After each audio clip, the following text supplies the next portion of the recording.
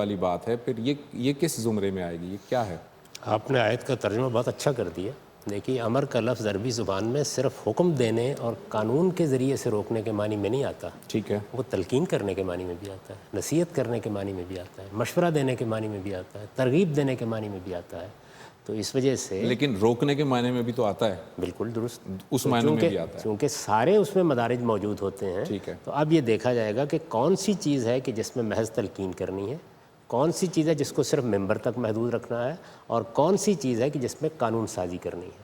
یہ جو آپ کے یہاں پولیس کا محکمہ قائم ہوتا ہے، آپ کے علم میں ہونا چاہیے کہ یہ اصلاً امر بالمعروف اور نہی عن المنکر کا محکمہ ہے. ٹھیک ہے. یعنی یہ اسی لیے قائم کیا جاتا ہے کہ لوگوں کو اچھی باتوں کی طرف ترغیب دے اور بری چیزوں سے روکے. تو اس میں بھی یہ طے کیا جاتا ہے کہ وہ کون سی چیزیں ہیں جن میں پولیس محض مشورہ دے گی، کہاں آپ کو بلا کے تلقین کر دے گی، اور کون سی جگہ ہے جہاں وہ آپ کے خلاف اقدام کرنے کا حق رکھتی ہے.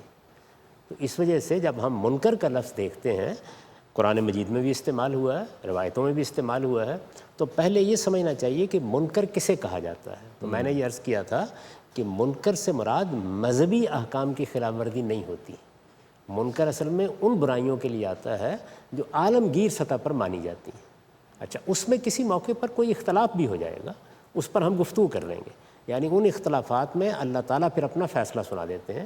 جیسے کہ آپ کے ایک سوال کے جواب میں نے بتایا تھا کہ زنا کے معاملے میں بحث انسانوں کے درمیان تھی، سود کے معاملے میں بحث آج بھی موجود ہے. اس میں اللہ تعالیٰ نے اپنا فیصلہ سنا دیا کہ یہ جرم ہے اور اس کو روکنا ہے، اس لیے کہ اس میں یا ظلم ہوتا ہے یا زیادتی ہوتی ہے یا حق تلفی ہوتی ہے، یعنی کوئی نہ کوئی چیز اس میں پائی جاتی ہے. تو پہلی چیز یہ ہے کہ منکر کا جہاں تک تعلق ہے وہ ان برائیوں کو کہا جائے گا جن برائیوں کے بارے میں عالمگیر سطح پر اتفاق پایا جاتا ہے، یعنی انسانیت ان کو برائی سمجھتی ہے، اس کے لیے کسی مذہبی استدلال کی ضرورت نہیں ہوتی. پہلی بات یہ. دوسری یہ کہ اس میں جو امر کا لفظ استعمال کیا گیا یا نہیں کا لفظ استعمال کیا گیا ہے وہ بالکل اسی طرح ہے جس طرح ہم اردو میں کہتے ہیں میں نے اپنے بیٹے کو کہا تھا کہ یہ کام نہ کرو، میں نے اس کو روکا تھا کہ یہ کام نہ کرو. تو یہ کہنا، یہ روکنا، جس طریقے سے ہم عام زبان میں ترغیب، تلقین، نصیحت اور اسی طرح کبھی کبھی حکم دینے کے معنی میں استعمال کرتے ہیں، ایسے ہی استعمال ہوتا ہے. تو اس وجہ سے ان سے یہ استدلال نہیں کیا جا سکتا کہ چونکہ اس میں امر کا لفظ ہے تو ہر منکر کے بارے میں ریاست کو یہ کرنا چاہیے. اب آگے یہ سوال پیدا ہوتا ہے کہ وہ کون سی چیز ہے کہ جس میں وہ مداخلت کر سکتی ہے، اس کے لیے الگ سے دلیل دینی چاہیے. وہ دلیل کیا ہوگی؟ وہ یہ ہے کہ ریاست جہاں سے وجود میں آئی ہے وہ وہاں سے اپنے اس اختیار کو ثابت کرے گی. وہ کہاں سے وجود میں آئی ہے؟ وہ یہاں سے وجود میں نہیں آئی کہ اللہ تعالیٰ نے اس کو پروانہ دیا ہے کہ جاؤ جا کے لوگوں پر میرا دین نافذ کر دو. وہ یہاں سے وجود میں آئی ہے کہ انسانوں نے اپنے اختیار کے غلط استعمال کو روکنے کے لیے ایک نظم کو وجود بخشا ہے. لہٰذا وہ اختیار جہاں غلط استعمال ہوگا وہ لوگوں کے خلاف استعمال ہوگا، اور اسی کو اس طرح تعبیر کیا جاتا ہے کہ یا حق تلفی ہوگی تو روکا جائے گا یا جان مال آبرو کے خلاف زیادتی ہوگی تو روکا جائے گا. تو روکنے کا عمل دو سطحوں پر کرتی ہے ریاست، اور اسلام نے بھی یہی کیا ہے.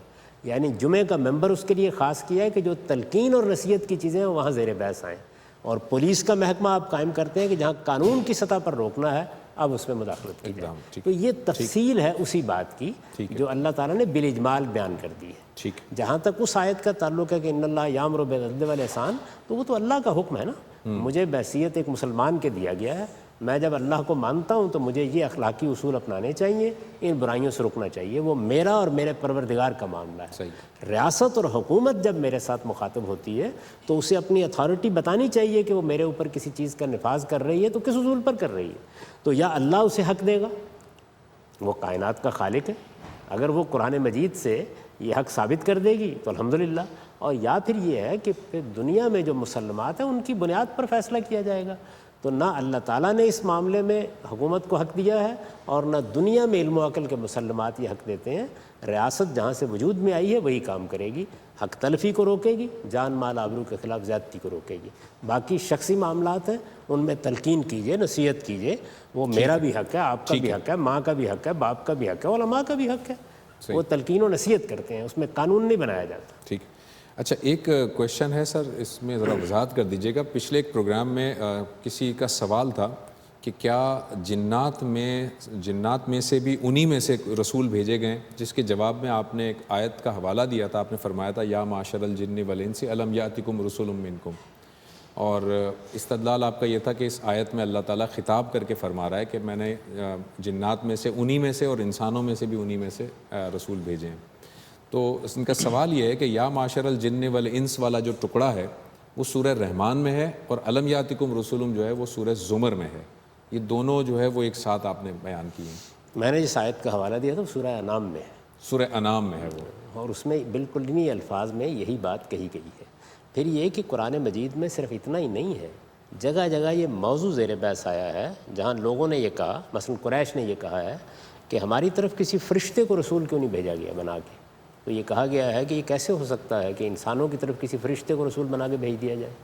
تو قرآن نے اس کو باقاعدہ ایک اصول کے طور پر بیان کیا ہے کہ جس قوم کی طرف، جس صنف کی طرف، جس نوع کی طرف اللہ کوئی پیغام بھیجیں گے، انہی کے اندر سے کسی شخص کو وہ پیغام دینے کے لیے اٹھائیں گے.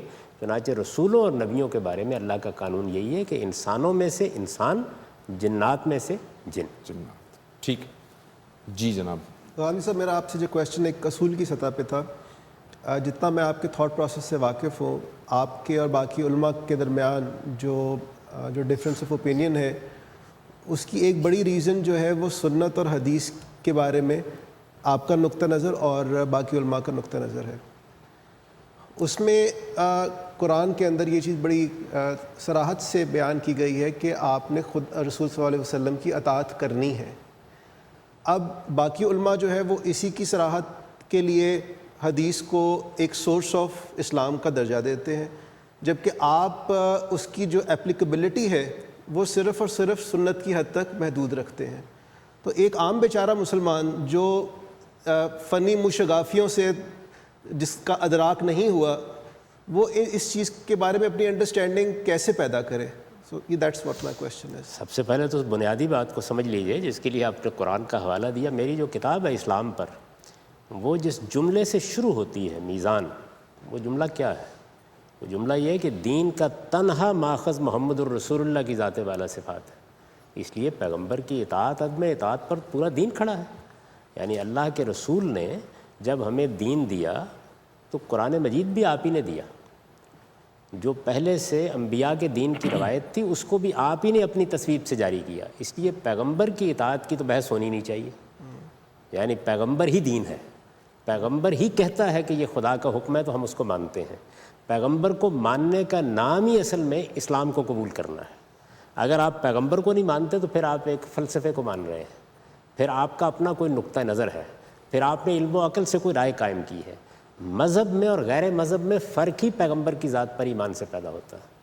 یعنی دنیا میں بہت سے لوگ ہیں وہ اللہ تعالیٰ کو مانتے ہوں گے، اور ہو سکتا ہے کہ اپنی طرف سے اللہ تعالیٰ کا کوئی منشا بھی بیان کرتے ہیں.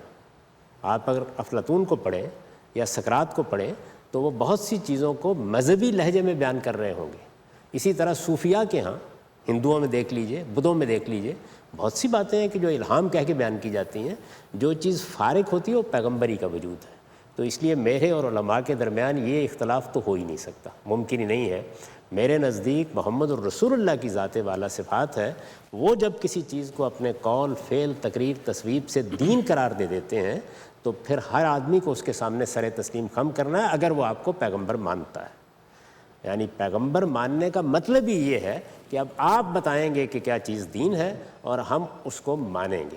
یہ ماننا ہی ایمان ہے. تو اس وجہ سے اس میں تو کوئی اختلاف کا سوال ہی نہیں ہے. صحیح. رسالت میں آپ صلی اللہ علیہ وسلم نے یہ دین کن صورتوں میں دیا ہے؟ بحث یہ ہے. تو میرے نزدیک یہ دین قرآن اور سنت کی صورت میں دیا ہے. قرآن مجید اللہ کی کتاب ہے، سنت انبیاء کا طریقہ ہے جس کی آپ نے تجدید کی ہے، اصلاح کی ہے، اس میں بعض اضافے کیے ہیں اور اس کو جاری کر دیا ہے. اس کے بعد رسالت میں آپ صلی اللہ علیہ وسلم کی نسبت سے لوگ کچھ باتیں بیان کر رہے ہیں. یہ ہے جس کو احادیث کہا جاتا ہے. یعنی کوئی آدمی ملا ہے، کوئی آپ کی صحبت میں بیٹھا ہے، کسی نے آپ کو دیکھا ہے، وہ باتیں بیان کر رہے ہیں. میری بحث وہاں یہ ہے کہ ان باتوں میں کیا چیز ہوگی. تو میں نے یہ بتایا کہ ان میں مستقل بذات احکام نہیں ہو سکتے اور عملی طور پر ہیں بھی نہیں. ان میں جو دین آپ نے دیا ہے یا اس کی کوئی تفہیم ہوگی یا تبیین ہوگی یا شرح ہوگی یا وضاحت ہوگی یا کسی فرع کو بیان کیا جائے گا یا کوئی اطلاقی مسئلہ ہوگا. تو یہ اس کانٹینٹ کا انالیسز ہے. اس میں کسی چیز کے انکار یا اقرار کا سوال ہی نہیں.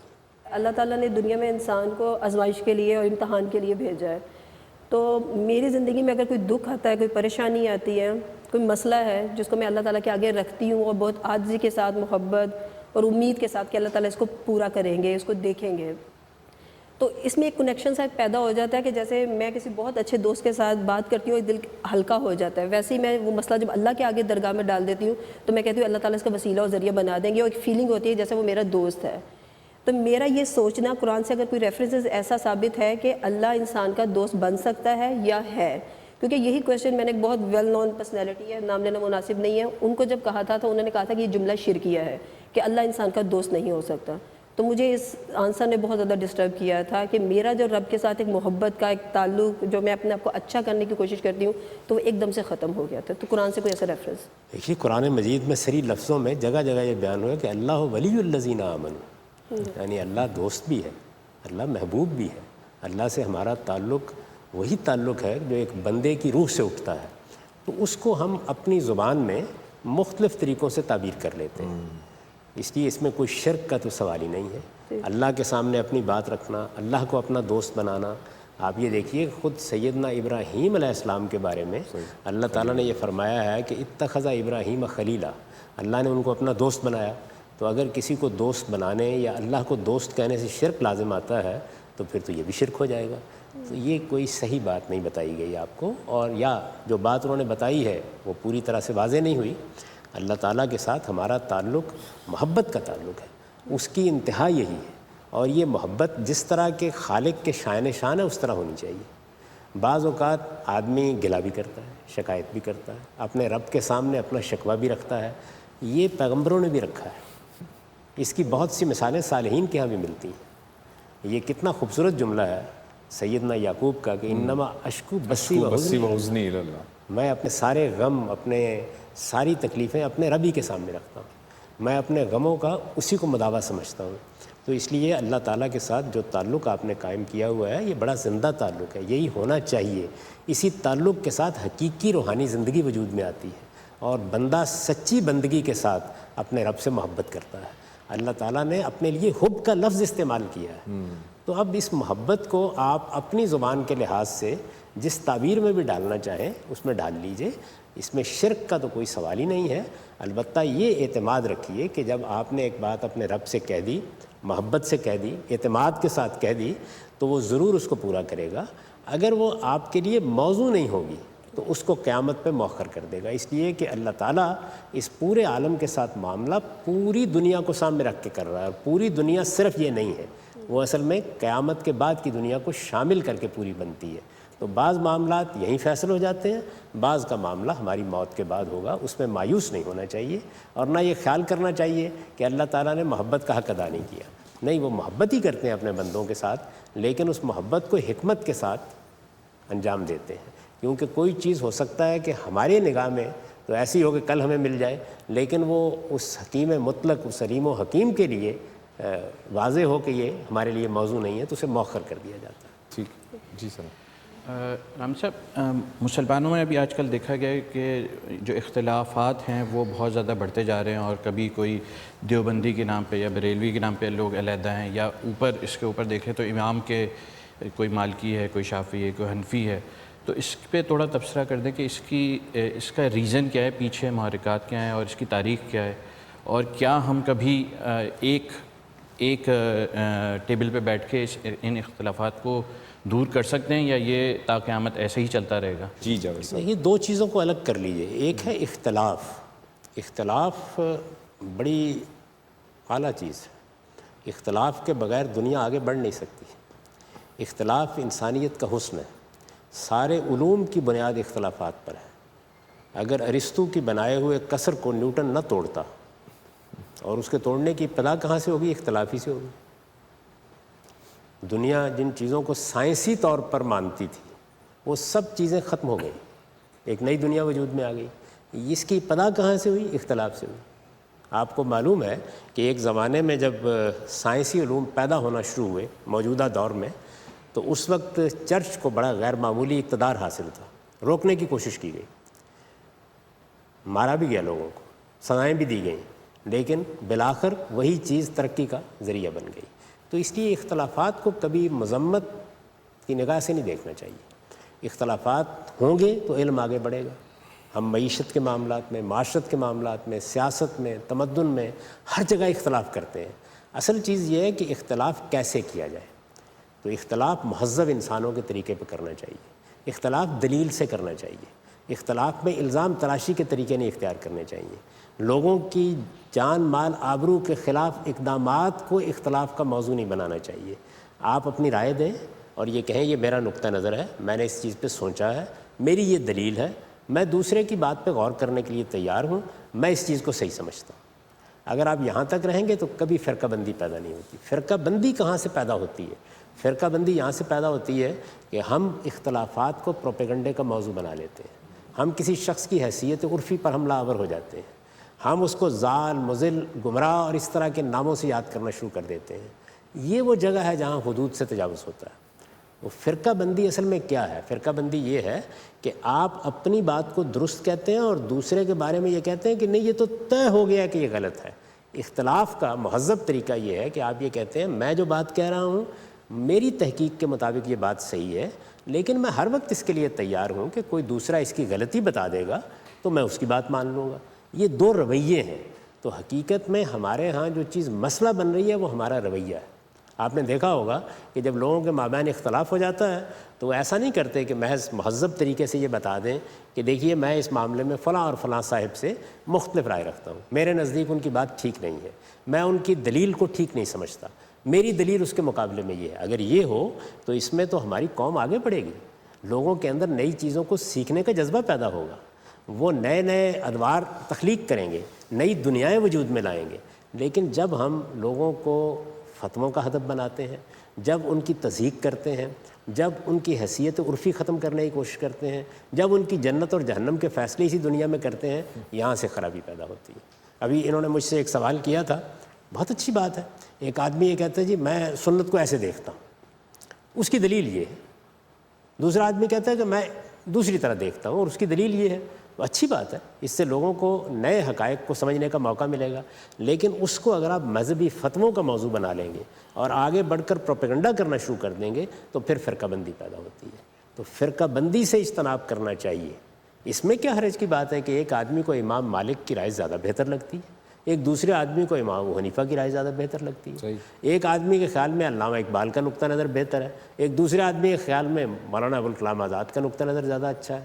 تو آپ یہ دیکھیے کہ یہ سیاسی معاملات میں بھی جب ہندوستان میں سیاسی مسئلہ زیر بحث تھا تو مسلمانوں کے علماء میں ایک بہت بڑے عالم مولانا ابوالکلام آزاد کا ایک نقطہ نظر تھا، بالکل صحیح ہے. اس کے بالمقابل علامہ اقبال کا ایک دوسرا نقطہ نظر تھا. بعد میں قائد اعظم نے اس نقطہ نظر کو آگے بڑھایا. مسلمانوں نے عام طور پر قائد اعظم کی بات سے اتفاق کر لیا. لیکن اس کا کیا مطلب ہے؟ کیا مولانا ابوالکلام آزاد نے کسی کفر کا ارتکاب کر دیا تھا؟ نہیں، دیانتداری کے ساتھ ایک رائے قائم کی. اس وقت کے سیاسی حالات میں ان کے نزدیک یہ رائے زیادہ بہتر تھی، اس کو انہوں نے بیان کر دیا. مسلمانوں نے فیصلہ کرنا تھا، انہوں نے ایک کے بجائے دوسری رائے قبول کر لی. یہ رویہ مذہب میں اختیار کریں، یہ سائنس میں اختیار کریں، یہ علوم میں اختیار کریں. مہذب انسانوں کی طرح اختلاف کریں. اختلاف ہی سے اصل میں علم آگے بڑھتا ہے. اگر اختلاف نہیں ہوگا تو پھر تو آپ جامد ہو کے رہ جائیں گے. یعنی انسانیت کا سفر ایک متعفن جوہر کی حیثیت اختیار کر لے. پانی کھڑا رہے تو اس سے تعفن اٹھنا شروع ہو جاتا ہے. علم کا معاملہ بھی یہی ہے، اس کو آگے بڑھنے دیجئے اور یہ اختلافات سے بڑھے گا. کوئی آدمی چیلنج کرے گا، کوئی یہ کہے گا اس میں یہ غلطی ہے. اب مجھے یہ بتائیں کہ اگر امام ابو حنیفہ پہلے علماء میں سے ہیں، اگر امام مالک ان سے اختلاف نہ کرتے، یا امام مالک سے امام شافعی اختلاف نہ کرتے، یا ان سے امام احمد بن حنبل اختلاف نہ کرتے، تو آپ کے خیال میں یہ ہماری فقہ وجود میں آ سکتی تھی؟ اچھا محدثین، کیا یہ واقعہ نہیں ہے کہ امام بخاری کی تحقیق امام مسلم کی تحقیق سے بہت جگہوں پہ مختلف ہے؟ بہت کم لوگ جانتے ہیں کہ استاد شاگرد ہے. اور امام مسلم نے اپنی صحیح کے مقدمے میں، ان کی صحیح مسلم ہے، اس کے مقدمے میں اپنے استاد پر بڑے سخت لب و لہجے میں تنقید بھی کی ہے. وہ تنقید بھی ہوتی ہے. محدثین ایک گروہ ہیں لیکن ان کے فیصلوں میں بعض اوقات زمین آسمان کا اختلاف ہوتا ہے. ایک روایت کو ایک صحیح کہہ رہا ہوتا ہے، دوسرا ضعیف قرار دے رہا ہوتا ہے. صحابہ کی انڈرسٹینڈنگ میں بھی، صحابہ کرام میں بھی یہی، ان کے مابین بھی اختلافات ہو جاتے ہیں. تو از راہ کرم اختلافات کو مسئلہ نہ بنائیے. یہ جو آپ نے فرمایا کہ ایک میز پر بیٹھ کر لوگ اپنے اختلافات دور کر لیں، یہ کیسے ممکن ہے؟ نہیں، میز پر بیٹھ کر اختلاف کے ساتھ جینے کا ہنر سیکھ لیں. کہ ہم نے محبت سے بیٹھنا ہے، مہذب انداز سے بات کرنی ہے اور اس کے بعد اپنے اختلافات کو ڈسکس کرنا ہے. یعنی اب ڈسکشن کے بے شمار مواقع پیدا ہو گئے ہیں. آپ گھروں میں ڈسکشن کرتے تھے، آپ چوپال پر کرتے تھے، آپ مجالس میں کرتے تھے. اب اس سے آگے بڑھ کر آپ دیکھیے کہ آپ کے سوشل میڈیا ہے، آپ کے ٹیلی ویژن ہے، آپ کا ریڈیو ہے، آپ کے اخبارات ہیں، یہ سب ڈسکشن کا محور بن گئے ہیں. ان میں آپ اپنی بات کہیے تہذیب سے، نہ گالی دیجیے، نہ برا بھلا کہیے، نہ فرقہ بندی کے انداز کی گفتگو کیجیے، نہ فتوے لگائیے، اپنی بات دلیل کے ساتھ بیان کیجیے، لوگوں کے نام نہیں رکھیے، تناوز بالالقاب کا طریقہ اختیار نہیں کیجیے. آپ دیکھیں ہمارے دین نے ہمیں کیا اخلاقیات سکھائی ہے. ہم بدزنی نہیں کریں گے، ہم لوگوں کے محرکات نہیں تلاش کریں گے. کہا نا اجتنبوا کثیرا من الظن ان بعض الظن اسم. ہم لوگوں کے اوپر الزامات نہیں لگائیں گے. جس نام کو، جس تعارف کو وہ خود قبول نہیں کرتے، کبھی وہ چیز ان پر چسپاں نہیں کریں گے. ولا تنابزوا بالالقاب. یہ سب ہدایات ہم کو دی گئی ہیں. یہ اخلاقی اصول ہیں جن کا لحاظ کر کے آپ اختلاف کریں. اختلاف سے علم آگے بڑھتا ہے. کیا یہ ممکن ہے کہ 4 نقطے ہم ایک جیسے کہ حنفی جو ہے سیکٹ کے ہم پک کر لیں اور باقی کچھ اور کے پک کر لیں؟ کیونکہ اکثر یہ کہا جاتا ہے کہ آپ اختیار کر لیں کوئی ایک، بٹ ایک ہی کو فالو کریں. تو اس پہ کیا آپ کا تبصرہ ہے؟ ایک تو صرف ایک ہی ہے اور وہ محمد الرسول اللہ صلی اللہ علیہ وسلم ہے. یعنی ہم جب مسلمان ہوتے ہیں تو اس ایک ہستی کو اختیار کر لیتے ہیں، ان کو مان لیتے ہیں کہ وہ اللہ کے رسول ہیں. ان سے اختلاف کا کوئی تصور باقی نہیں رہتا. باقی تو انسان ہے، وہ ہمارے ائمہ ہیں. تو اس وجہ سے میرے نزدیک تو آپ بعد میں ایک کا فیصلہ کیسے کر سکتے ہیں؟ ممکن ہے کہ ایک معاملے میں امام ابو حنیفہ کی رائے آپ کو زیادہ اپیل کرے، دوسرے میں امام مالک کی کرے. البتہ یہ بات بالکل ٹھیک ہے کہ آپ کا فیصلہ کسی پرنسپل، کسی اصول پر ہونا چاہیے. یعنی خواہشات کے ہاتھ میں اپنی لگام نہیں دینی چاہیے. آپ بتائیں کہ آپ کس اصول پر ایک رائے کو چھوڑ رہے ہیں، دوسری کو اختیار کر رہے ہیں. یہ صحیح اصول ہے. باقی کسی ایک کا ہو کے رہنا ہے تو وہ محمد الرسول اللہ ہے. باقی سب ہمارے علماء ہیں اور سب ہم سب کے علماء ہیں. سب کو ان کی قدر کرنی چاہیے، ان کے کام کو قدر کی نگاہ سے دیکھنا چاہیے، ان سب سے استفادہ کرنا چاہیے. جس کی بات اللہ کی کتاب اور اللہ کے رسول کی ہدایت کے زیادہ قریب لگے اس کو اختیار کر لینا چاہیے. یہ اصول ہے. جی سورۃ الحدید کی ایک آیت ہے لقد ارسلنا رسولنا بالبینات. اس میں ہے کہ رسولوں کو اللہ تعالیٰ نے بھیجا کہ وہ نظام عدل و قسط قائم کریں. اس سے مراد کیا ہے اور یہ ہمارے پاکستان میں اس کی امپلیمنٹیشن کیسے ہوگی؟ یہ بڑی مظلوم آیت ہے. اس میں وہ بات نہیں کہی گئی جو آپ نے بیان فرمائی ہے. اس میں یہ کہا گیا ہے کہ ہم نے رسولوں کو بھیجا، ان کے ساتھ ہم نے کتاب نازل کی. یہ کتاب کیا ہے؟ یہ ایک میزان ہے، یہ ایک ترازو ہے، یہ ایک کسوٹی ہے. یہ کسوٹی اور یہ میزان کیوں دی گئی ہے؟ لیکوم الناس بالقسط، تاکہ لوگ دین کے معاملے میں ٹھیک انصاف پر قائم ہو جائیں. اس کو دنیا میں انصاف قائم کرنے سے کوئی تعلق نہیں ہے. اس کا مطلب ہے کہ دین میں آپ صحیح رائے پر آ جائیں، دین میں انصاف کی بات پر آ جائیں. اسی کو دوسری جگہ کھول دیا ہے. سورہ بقرہ میں یہ کہا ہے کہ ہم نے پیغمبر بھیجے. کس لیے بھیجے؟ مبشرین و منذرین. وہ لوگوں کو بشارت دیتے ہیں، انہیں خبردار کرتے ہیں. انزل معہم الکتاب، ان کے ساتھ کتاب نازل کی. کس لیے نازل کی؟ لیحکم بین الناس فی مختلف فی، وہ لوگوں کے اختلافات کا فیصلہ کر دے. تو اختلافات کا فیصلہ ہے قیام بالقسط. یعنی میں ایک بات کہہ رہا تھا، آپ ایک بات کہہ رہے تھے. مذہب کے معاملے میں ہمیں فیصلہ چاہیے تھا، وہ فیصلہ اللہ کی کتاب کرتی ہے. اس کے نتیجے میں جو انحراف ہو رہا تھا، یا میں انحراف پر تھا یا آپ انحراف تھے، وہ دور ہو گیا، ہم انصاف پر آ گئے. تو یہ مطلب ہے اس آیت. اسلامی نظام کی ہم بات سنتے ہیں، وہ کیا ہے؟ دیکھیے، اسلام نے کوئی نظام نہیں دیا. اسلام اللہ کا دین ہے. ہماری رہنمائی اس نے کی ہے کہ ہم اپنی آخرت میں کیسے کامیاب ہوں گے. اسلام کا اور مذہب کا موضوع ہماری موت ہے. وہ ہماری زندگی کے بارے میں جو ہدایات دیتا ہے وہ اپنے اسی مقصد کو سامنے رکھ کے دیتا ہے کہ کہیں ہم آخرت میں ناکام نہ ہو جائیں. آخرت میں کامیابی کے لیے کیا ہدف ہے جو ہمیں حاصل کرنا ہے؟ وہ ہدف یہ ہے کہ ہمیں اپنے آپ کو پاکیزہ بنانا ہے. تو پاکیزگی کیسے حاصل کریں، اس کے لیے مذہب میں کچھ ہدایات دی جاتی ہیں. اس کا اصلی موضوع یہ ہے. ان ہدایات کی روشنی میں اگر کسی جگہ کوئی نظام بنانا ہے تو وہ کام ہم کریں گے. ہم نے اصل میں جو کام اپنی عقل سے کرنے تھے وہ مذہب کے سپرد کر دیے ہیں، اور جو مذہب کی روشنی میں کرنے تھے ان کو قابل توجہ نہیں سمجھتے. تو مذہب کا موضوع میری اور آپ کی موت ہے. اسلام میں بعض چیزوں کے بارے میں قانون دیا گیا ہے. اس قانون کی پیروی کبھی مجھے شخصی طور پر کرنی ہوتی ہے، بعض معاملات میں وہ قانون حکمرانوں کو بھی پابند کرتا ہے، تو حکمرانوں کو اس کی پابندی کرنی ہے۔ نظام بنانا معیشت کا کیا ہوگا، سیاست کا کیا ہوگا، یہ ہم انسانوں کا کام ہے۔ وہ چیز مذہب سے نہ مانگی ہے جو وہ دینے کے لیے آیا ہی نہیں۔ جب شادی، ایک مرد اور عورت کی شادی ہوتی ہے، ایک ادارہ وجود میں آتا ہے، مرد پر تو یہ ذمہ داری لگائی گئی ہے کہ وہ جو ہے وہ ارننگ کرے، وہ کما کر لائے، وہ ذمہ داری اسے دی گئی ہے۔ عورت کے بارے میں ان کا سوال یہ کہ مختلف جگہوں سے یہ سنا ہے کہ عورت کی ذمہ داری کھانا پکانا عورت کی ذمہ داری نہیں ہے، یہاں تک کہ بچے کو دودھ پلانے کے لیے بھی وہ اجرت طلب کر سکتی ہے۔ تو یہ پھر سوال ان کا یہ ہے کہ پھر عورت کی ذمہ داری آخر ہے کیا؟ کما کر بھی مرد ہی لائے گا، وہ گھر میں اگر وہ کام کاج بھی نہ کرے، وہ کھانا بھی نہ پکائے، تو وہ بھی مرد ہی اس کا جو ہے انتظام کرے گا، بندوبست کرے گا۔ عورت کی پھر کیا ذمہ داری ہے؟ اور عورت کے بارے میں جب یہ کہا جاتا ہے کہ وہ کھانا پکانے کی ذمہ دار نہیں ہے یا دودھ پلانے کی ذمہ دار نہیں ہے بچے کو، تو یہ کس حدیث سے یا کہاں قرآن کی آیت سے یہ چیز استنباط کی گئی ہے؟ دیکھیے، الٹ سوال کرنا چاہیے۔ کوئی ذمہ داری خدا نے دی ہے تو وہ قرآن بیان کرے گا، وہ کسی حدیث میں تفصیل کی جائے گی۔ ذمہ داری دی ہے، جو ذمہ داری دی ہے وہ قرآن نے بیان کر دی ہے کہ مردوں کو اس لیے سربراہ بنایا گیا اس ادارے کا کہ وہ گھر کے معاملات کو چلانے اور ایک فیصلہ کن جگہ پر چلانے کی زیادہ صلاحیت رکھتے ہیں، اور وہ کما کے لاتے ہیں، یہ ان کی ذمہ داری ہے۔ ٹھیک، یعنی کما کے لائے بغیر یہ گھر بن نہیں سکتا۔ دنیا کے اندر جو سب سے بڑی چیز ہے جو ہمارے لیے مسئلہ بنتی ہے وہ یہ روٹی کا مسئلہ ہے۔ فائنینس، ٹھیک، جس نے بھی کہا تھا ٹھیک کہا تھا کہ 5 کے ساتھ چھٹا رکن یہ ہے، تو اس وجہ سے یہ تو فراہم کرنی ہے۔ جب آپ نے ایک گھر بنانا ہے تو اس کے اخراجات ہوں گے، اس کے لیے کوئی کمائے گا، لائے گا، بچوں کی ذمہ داری اٹھانی ہے۔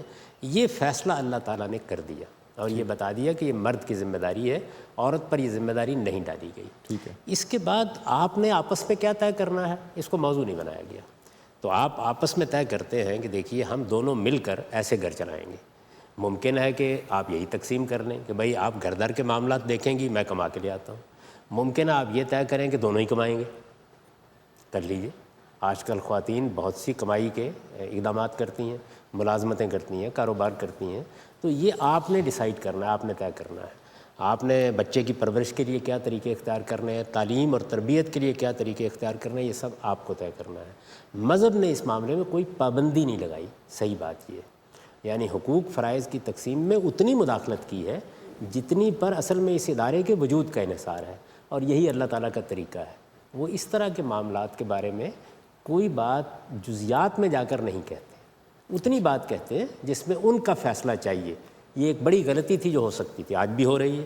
یعنی آج بھی اگر آپ دیکھیں تو سب سے بڑی غلطی جو خاندان کے ادارے کے بارے میں ہو رہی ہے وہ یہ تصور ہے کہ یہ تو اصل میں ایک مرد و عورت کا فیصلہ ہے، برابری کی سطح پر فیصلہ کریں گے، اس کے بعد ان کا جی چاہے گا نباہ کریں گے، جی چاہے گا الگ ہو جائیں گے۔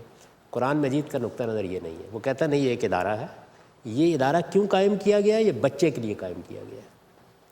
اس نے اس آغوش میں پرورش پانی ہے، اس نے برسوں تربیت حاصل کرنی ہے، اس کے لیے میں نے مرد پر ذمہ داری ڈال دی ہے کہ وہ سربراہ کی حیثیت سے کما کے لائے گا۔ یہ خدا نے یہ کام کیا اور اتنے کام ہی کے بارے میں حقوق فرائض متعین کیے ہیں۔ باقی چیزوں کو آپ پر چھوڑ دیا، جو آپ مناسب سمجھیں آپس میں طے کر لیں، اس میں اللہ تعالیٰ نے کوئی پابندی آئی۔ ادارہ، اللہ تعالیٰ یہ کہہ رہا ہے کہ بچے کے لیے یہ بات کہا گیا، یہ ادارہ وجود میں آیا اور بچے کی وجہ سے ادارہ وجود میں آیا اور مرد پر ذمہ داری ڈالی گئی اور اللہ تعالیٰ نے بتا دی۔ لیکن اس ادارے کو جب بچے کے لیے اللہ تعالیٰ یہ کہہ رہے ہیں تو مرد پر تو ذمہ داری بتا دی، عورت کی ذمہ داری نہیں بتائی۔ وہ یہ جاننا چاہ رہے ہیں پھر ذمہ داری عورت کی کیا ہے؟ اگر وہ باقی کے کام کاج بھی اب آپس میں ہم معاملات بتانے کی کر ضرورت نہیں ہے، ظاہر ہے کہ وہ مرد کو رفاقت فراہم کرتی ہے، گھر بناتی ہے، بچے پیدا کرنے میں اس کا کردار مرد کے مقابلے میں بہت زیادہ ہوتا ہے، وہ راتوں کو جاگتی ہے، اس کی پرورش کرتی ہے۔ یہ چیزیں چونکہ اللہ تعالیٰ نے انسان کے اندر رکھ دی ہیں تو ان کو بیان کرنے کی کوئی ضرورت نہیں تھی۔ کسی ماں کو بتایا جائے کہ دیکھو تم ماں ہو، تمہیں ماں کے فرائض ادا کرنے چاہیے، یعنی وہی بات بتانے کی ضرورت تھی جو اللہ تعالیٰ نے بتائی ہے۔ باقی چیزوں کو آپ کے اندرونی عرض پر چھوڑ دیا ہے، وہ آپ سے آپ ظاہر ہو جاتا ہے، اور معاشرے کے حالات، تاریخی عوامل، سماجی عوامل وہ اپنا کردار ادا کرتے ہیں۔ آپ ایک طریقہ طے کر سکتے تھے قدیم زمانے میں، آج ممکن نہیں رہا، حالات بدل گئے۔ تو اس لیے آپ دیکھیے کہ یہی چیز ہے جو دلیل بنتی ہے اس کی کہ قرآن اللہ کی کتاب ہے، وہ ان جزیات میں داخل ہی نہیں ہوا جو زمانے کے ساتھ بدل جاتے ہیں۔ اس نے ایک اصولی بات کہی، اس کے بعد آپ کو آزاد چھوڑ دیا، آپ اپنے حالات کے لحاظ سے جو نظام چاہے بنا لیں۔ ٹھیک ہے جی. جاوید صاحب، ظالم حکمران کے خلاف آواز بلند کرنے کو جہاد کا درجہ دیا گیا، اور اکثر جب لوگ حکومت کے خلاف احتجاج کر رہے ہوتے ہیں تو ان میں یہی جذبہ جون سا ہوتا ہے کہ شاید وہ جہاد کر رہے ہیں. لیکن دوسری طرف حکومت جون سی ہے وہ اس کو بغاوت بھی کہتی ہے، اس کو جون سا ہے وہ فتنہ فساد بھی کہتی ہے، اور اس کو ختم کرنے کے لیے اسی لیے کوشش بھی کرتی ہے.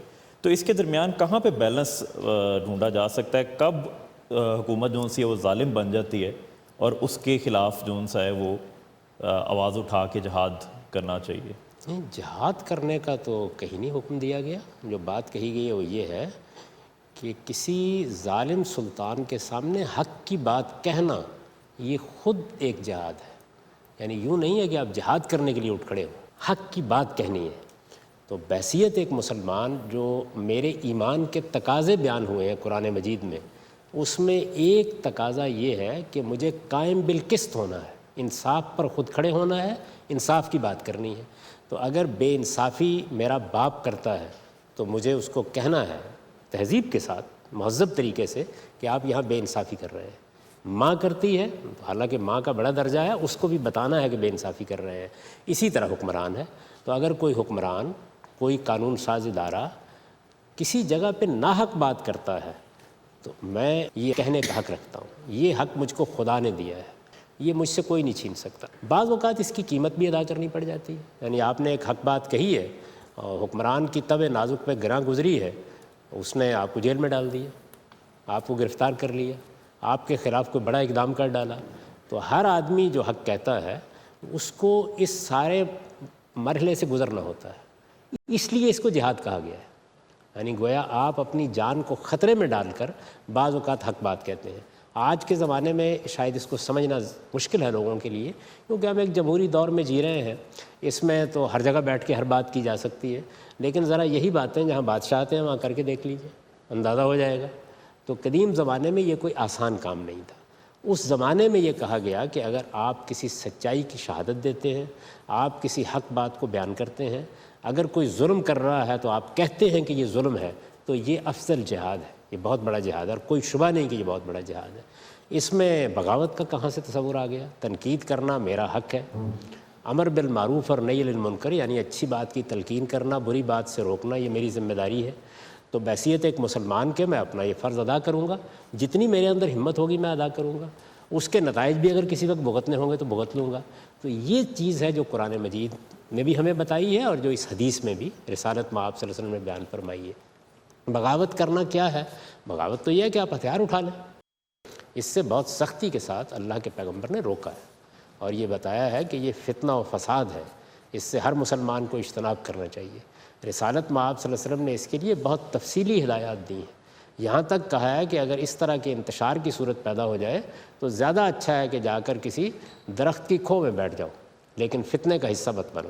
تو ہمیں دونوں باتوں کی تلقین کی گئی ہے. حق کہو، سچی بات بیان کرو، اچھی باتوں کی تلقین کرو، ظلم کو ظلم کہو، سچائی کی گواہی دو، قائم بالقسط رہو. یہ چیزیں ہماری دینی اور مذہبی ذمہ داری ہیں. اس کے لیے اللہ تعالیٰ کے یہاں بہت اجر ہے. یہ بہت بڑا جہاد ہے. لیکن فتنہ پیدا کرنا، فساد برپا کر دینا، بغاوت پہ اتر آنا، اس کی کوئی تلقین کسی جگہ نہیں کی گئی. تو اللہ تعالیٰ نے جتنی بات کہی ہے اتنی ہی بیان کرنی چاہیے. باقی رہ گئی یہ بات کہ کیا کسی موقع کے اوپر بغاوت جائز ہو سکتی ہے؟ تو دیکھیے، جائز ہونے کے بھی بعض مواقع ہوتے ہیں، لیکن وہ ایک عقلی اور علمی بحث ہے. مذہب نے جو بات کہی ہے وہ اتنی ہی میں نے بیان کر دی. ٹھیک ہے. حامد صاحب، میرا آپ سے کویشچن انفاق کے بارے میں ہے کہ قرآن میں بے تحاشا جگہ پہ ہمیں انفاق کا حکم دیا گیا ہے. زکوٰۃ از دا مینڈیٹری پورشن اور انفاق ایز اے رویہ ہمیں اختیار کرنا ہے. آج کل کے حالات میں آپ کا کیا خیال ہے کہ انفاق کا بہترین طریقہ کیا ہونا چاہیے؟ میرے کہنے کا مقصد یہ ہے کہ آج کل کچھ اسکول آف تھاٹ ہے، وہ یہ کہتے ہیں کہ آپ کسی کو پیسے دے کے آپ ان کو بھکاری بنائیں گے. آپ لوگوں کو اسکل سکھائیں، teach them to fish rather than give them a fish for a dinner or a supper. So اسلام کا اس کے بارے میں کیا حکم ہے کہ کیا انفاق کو ہم کسی کی اسکل ڈیولپمنٹ کے لیے اور کسی کی کیپیسٹی بلڈنگ کے لیے اگر ہم یوز کریں وہ زیادہ بہتر ہے، یا ہم کسی کو کھانا کھلانے کے لیے یا کسی اور طریقے سے ہم کسی کو ہیلپ کریں؟ صحیح ہے. دیکھیے اللہ تعالیٰ تو اصول کی بات کریں گے، اور وہ یہ ہے کہ آپ کو اپنا مال اپنے بھائیوں پر خرچ کرنا چاہیے۔ قرآن مجید نے جو بنیادی اخلاقیات بیان کیے ہیں، اور جس آیت کو جمعے کے ہر خطبے میں پڑھا جاتا ہے، اس میں دیکھیے کیا کہا ہے، ان اللہ یامر بالعدل والاحسان و ایتاء ذی القربی۔ اللہ تمہیں انصاف کی ہدایت کرتا ہے، احسان کرنے کی ہدایت کرتا ہے، اپنے رشتہ داروں پر خرچ کرنے کی ہدایت کرتا ہے۔ اسی کو انفاق کہا جاتا ہے، یعنی آپ اپنے رشتہ داروں پر، اعزاء پر، اقربا پر، قریبی لوگوں پر خرچ کریں۔ اب رہ گئی یہ بات کہ آپ نے خرچ کرنا ہے تو اس کا طریقہ کیا اختیار کریں۔ بہتر سے بہتر طریقے آدمی کو اختیار کرنے چاہیے۔ آپ سمجھتے ہیں کہ کسی آدمی کی مجھے پیسے دے کر ہی مدد کرنی ہے اور یہی بہتر ہے، یہ آپ کا فیصلہ ہے۔ اس میں مذہب کوئی طریقہ اگر طے کر دیتا تو یہ بے انصافی کی بات ہوتی۔ مثلا میرا ایک عزیز ہے، معذور ہو کے گھر میں بیٹھ گیا، ایسی بیماری میں مبتلا ہے، کچھ بھی نہیں کر سکتا، تو اس کو میں یہ کہوں گا کہ میں آپ کو اب کسی کارخانے میں کام کرنا سکھانے کے لیے آ گیا ہوں، وہاں پیسے ہی دینے پڑیں گے۔ ایک طالب علم ہے، طالب علمی کے زمانے میں اس کو فیس کی ضرورت پڑ گئی، تو کیا کہا جائے گا اس کو کہ آپ چھوڑ دیجئے اپنی تعلیم، ہو سکتا ہے کہ اس کی فیس ہی دینی پڑ جائے۔ تو اس لیے اس میں کوئی قاعدہ ضابطہ بنانے کی بجائے آپ اس اصولی بات کو سمجھیے کہ حالات کے لحاظ سے ہم فیصلہ کریں گے۔ اچھی بات یہی ہے کہ معاشرے کی سطح پر بھی اور انفرادی سطح پر بھی ہم لوگوں کو ان کے پاؤں پر کھڑا کرنا سیکھیں، ان کے لیے بہتر مواقع پیدا کریں، ان کی تعلیم اور تربیت کا ایسے اہتمام کریں کہ وہ اپنی ذمہ داریوں کو خود اٹھا سکیں۔ ہمیں اپنی قوم کو، اپنے اعزاء و اقربا کو بیکاری نہیں بنانا چاہیے، یہ اصولی بات ہے، لیکن یہ علی الاطلاق نہیں کہی جا سکتی۔ کسی جگہ پر یہ موضوع ہوگی، زیادہ جگہوں پر یہی موضوع ہوگی، لیکن بعض مقامات ایسے ہیں کہ جس میں سوائے اس کے کوئی چارہ نہیں ہوتا کہ ایک آدمی کی مدد کی جائے۔ تو اس کا تعلق اصل میں افراد اور ان کے حالات سے ہے۔ قرآن مجید نے اس لیے اس کو موضوع نہیں بنایا۔ اس نے جو اصول بتائے وہ یہ ہے کہ جو کچھ تمہاری ذاتی کاروباری حال اور مستقبل کی ضرورتوں سے زیادہ ہے اس کو معاشرے کا حق سمجھو۔ اگر کسی موقع پر کوئی تقاضا سامنے آ جائے، اپنے عزیزوں کا آ جائے، اقربا کا آ جائے، دوستوں کا آ جائے، تو یہ جو کچھ تمہارے پاس زائد ہے اس کو حق سمجھ کے ان کو ادا کر دو۔ یہ تعلیم دے دی، اور اتنی سختی کے ساتھ دے دی کہ یہ کہا کہ اگر اس موقع پر خرچ کرنے سے انکار کر دو گے تو یہ جو تمہارے پاس پیسہ ہے، یہ سونا چاندی تھا نا اس وقت، اس سے تمہاری پیٹھ داغ دی جائے گی قیامت میں، یہ جہنم میں جانے کا ذریعہ بن جائے گا۔ یہ تعلیم دے دی۔ طریقہ بتانا اس کا تعلق میرا آپ کا کام ہے۔ جیسے میں نے ان کے سوال کے جواب میں کہا کہ مذہب ایک اصولی تعلیم دے گا، اس کے بعد اس کو ایک نظام میں بدلنا ہے، یہ ہمارا کام ہے، اور ہم اس کو اپنے حالات کے لحاظ سے بدلیں گے۔ وہ آج کے زمانے میں ایک طریقہ ہوگا، کل کے زمانے میں دوسرا طریقہ۔ ٹھیک ہے جاوید صاحب، یہ کویشچن یہ ہے کہ سورہ قیامہ کا ریفرنس دیا ہے انہوں نے۔ سورہ قیامہ میں ہے ان علینا جمعہ و قرآنہ فاذا قرأناہ فاتبع قرآنہ ثم ان علینا بیانہ۔ اب یہ تین جو باتیں کہی گئی ہیں، تو اس میں وہ یہ کہہ رہے ہیں کہ ان علینا جمعہ و قرآنہ، ہم جمع بھی کر دیں گے، وہ آپ کو پڑھا بھی دیں گے، آپ اپنی زبان کو متحرک نہ کریں۔ وہ تو قرآن کی شکل میں ہمیں نظر آ گیا، وہ جمع بھی ہو گیا، وہ موجود بھی ہے۔ لیکن جب اللہ تعالیٰ یہ فرماتا ہے ثم ان علینا بیانہ، اس کی تفصیل بھی سمجھا دیں گے، اس کی تشریح بھی کر دیں گے، وہ جو اللہ تعالیٰ نے جو سمجھائی ہے تفصیل یا تشریح، وہ قرآن میں تو موجود نہیں ہے، وہ پھر کہاں موجود ہے؟ پورے قرآن میں موجود ہے۔ قرآن مجید میں جگہ جگہ پر وہ بیان کی آیتیں ہیں، اور اس میں اللہ نے یہ طریقہ اختیار کیا ہے کہ جب کوئی سوال پیدا ہوا اور اس کا جواب دیا، یا کوئی اشکال تھا اس کو حل کیا، یا کسی چیز کی وضاحت کی، تو اس کے بعد عام طور پر یہ آیت آتی ہے کذالک یبین اللہ آیاتہ، اللہ ایسے اپنی آیتوں کی وضاحت کرتا ہے۔ تو اللہ تعالیٰ کا یہ بیان قرآن مجید میں 10 مقامات پر ہے۔ سوالوں کے جواب میں یہ بیان آیا ہے، اشکالات کی توضیح میں یہ بیان آیا ہے، اللہ تعالیٰ نے بالاجمال کو یہ احکام دیے ہیں اس میں یہ بیان آیا ہے۔ مثلا دیکھیے سورہ طلاق میں طلاق کا پورا قانون بیان کر دیا ایک سورہ میں بہت اجمال کے ساتھ، اس کے بعد 10 سوالات پیدا ہو گئے اس کے بارے میں، سورہ بقرہ میں اس کی توضیح کی ہے۔ ایسے ہی یتیموں کے معاملات ہیں، ان کی توضیح کی ہے۔ اسی طرح اس وقت نکاح طلاق کے بعد مسائل پیدا، اس کی توضیح کی ہے۔ نماز کے بارے میں بعض سوالات پیدا ہوئے، اس کی توضیح کی ہے۔ تو ایک پورا باب ہے سورہ بقرہ کا جو اللہ تعالیٰ کے بیان کے طور پر ہے۔ ایسے ہی آپ دیکھیے سورہ مزمل ہے، اس کے ابتدائی حصے میں تہجد کا حکم دیا گیا ہے، رسالت مآب صلی اللہ علیہ وسلم کو۔ اس کے بارے میں کچھ سوالات پیدا ہوئے ہیں، آدھے حصے میں پھر ان کا جواب دیا ہے۔ یہ اللہ تعالیٰ کا بیان ہے۔ تو قرآن مجید میں 10 مقامات ہیں جن پر اللہ تعالیٰ نے اپنے اس وعدے کے تحت وہ بیان کیا ہے. ان کا اس سوال کے آگے انہوں نے ایک جزوی سوال یہ کہا ہے کہ کیا ایسا تو نہیں ہے کہ جو اللہ کا جو بیان ہے وہ اس وحی کی صورت میں ہو جو وحی غیر مطلوع کہی جاتی ہے، جو قرآن کا حصہ نہیں ہے، وہ علیحدہ سے ہے کوئی، تو وہ وہاں بیان وہاں موجود ہو؟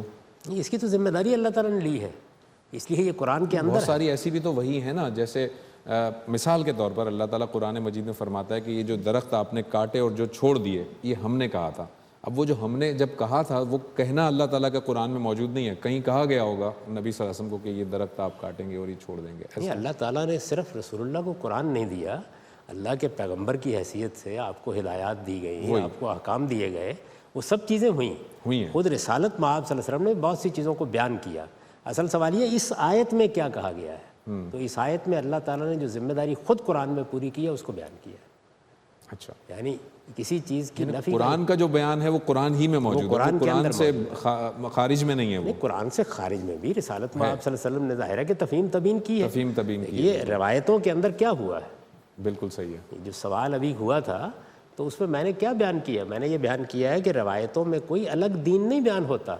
جو دین قرآن و سنت میں ہے اس کی رسالت مآب صلی اللہ علیہ وسلم کبھی تبیین کرتے ہیں، کبھی وضاحت کرتے ہیں، کبھی کسی سوال کا جواب دیتے ہیں، کبھی پوچھنے والے کا کوئی اشکال دور کرتے ہیں، تو وہاں پہ یہ سب موجود ہے. اصل سوال یہ اس آیت میں جو ذمہ داری اللہ تعالیٰ نے ادا کی ہے وہ کہاں کی ہے، وہ قرآن ہی میں ادا کی، وہ قرآن ہی میں ادا ہوئی ہے. جی آپ کا سوال، جی آپ لے لیجیے سوال. ہم سب آپ نے قانون معیشت میں ایک قانون بیان کیا ہے جو سرکاری ملکیت کا، گورنمنٹ کی ملکیت کا، قومی املاک. اس میں آپ کہتے ہیں کہ جو املاک کسی فرد کی ملکیت نہیں ہے یا نہیں ہو سکتے، جو نہیں ہو سکتے اس کی تھوڑی سی وضاحت کر دیجئے ایک بات. اور دوسرا جس آیت کے ریفرنس سے یہ کیا ہے وہاں پر یہ بات ڈائریکٹلی نہیں لکھی ہوئی. نہیں، وہاں پر تو یہ زیر بحث ہے کہ بہت سی زمینیں قبضے میں آ گئی ہیں. جی، ظاہر ہے کہ جب تک آپ کا کسی جگہ پہ اقتدار قائم نہیں ہوتا اس وقت تک تو آپ کوئی فیصلہ نہیں کر سکتے. خیبر فتح ہوا اور بہت سی زمینیں قبضے میں آ گئی ہیں. وہ زمینیں رسالت مآب صلی اللہ علیہ وسلم کی حکومت قائم ہے اس کو منتقل ہو گئی ہیں. یہ سوال پیدا ہوا کہ یہ زمینیں لوگوں کو نجی طور پر دے دی جائیں. یعنی پہلے تو یہی طریقہ تھا نا کہ جو مال غنیمت ملا ہے وہ عام طور پر مجاہدین میں تقسیم کر دیا جاتا تھا، کیونکہ باقاعدہ آرمیز تو موجود نہیں تھی اس وقت. لوگ عام طور پہ خود ہی بندوبست کرتے تھے یا ان کو یہ خیال ہوتا تھا کہ مال غنیمت میں کچھ ہم کو مل جائے گا. تو عام طریقہ یہی تھا کہ جو مال غنیمت ملتا وہ لوگوں میں تقسیم کر دیا جاتا. اس موقع پر اللہ تعالیٰ نے روک دیا اس سے، اور روک کے یہ کہا کہ یہ اجتماعی ملکیت میں رہنی چاہیے. کیوں رہنی چاہیے؟ اس کی دلیل یہ دی کئی لا یکون دولتم بین الاغنیاء منکم، چونکہ یہ اجتماعی ملکیت میں ہے یہ اسی میں رہنی چاہیے. اگر یہ لوگوں میں تقسیم کر دی گئیں تو اس کے نتیجے میں یہ دولت مندوں ہی میں گردش کرنا شروع کر دیں گے. یعنی اس اصول پر اللہ تعالیٰ نے ایک تعلیم دی. اس تعلیم سے میں نے جو اصول برآمد ہوتا ہے اس کی توضیح کر دی ہے کہ یہ اصول کہاں پر اپلائی ہوگا، اس کا اطلاق کہاں کیا جائے گا. ان چیزوں پر کیا جائے گا جو اجتماعی ملکیت ہی ہو سکتی ہیں، جو انفرادی ملکیت میں نہیں دی جا سکتی. اس کی ایک بڑی واضح مثال زمین اور اس کے خزائن. یعنی یہ جو زمین ہے پاکستان کی یہ انفرادی ملکیت میں ہو ہی نہیں سکتی، اس لیے کہ یہ تو خدا کی بنائی ہوئی ہے. سوال للسائلین ہے، یہ سب انسانوں کے لیے یکساں ہے. یہ کسی فرد کی ملکیت میں دی نہیں جا سکتی. آپ کو اس پر تصرف کا حق دیا جاتا ہے. وہ حق فروخت بھی ہوتا رہتا ہے، جیسے کرائے کی چیزیں فروخت ہوتی رہتی ہیں.